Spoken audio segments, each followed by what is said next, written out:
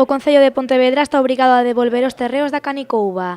Así o confirmou esta mañá o Partido Popular, un espazo que foi contratado en decembro de 2015 coa intención de construir unha planta de compostaxe.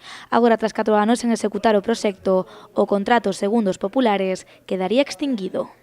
En este momento, por el contrato, el Concello está obligado a devolver estos terrenos a Canicouba después de haber gastado 100.000 euros y de no haber hecho absolutamente nada.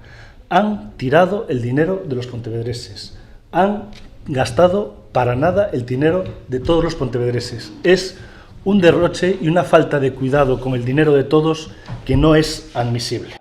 Nos últimos 4 anos, o Goberno municipal investiu preto de 100.000 euros nos terreos da Canicouba, un custe que para os populares é absolutamente innecesario.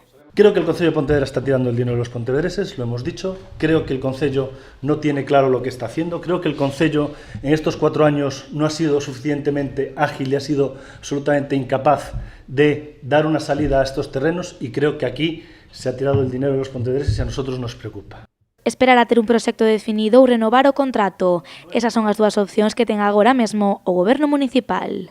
Hay algo que yo creo que los pontevedreses contamos a favor, y es la palabra del teniente alcalde, del socialista Tino, Agustín Fernández, que dijo que a postura do Partido Socialista é e será a de posicionarnos en contra de que se destrúan 10 hectáreas de monte para construir unha planta de tratamento.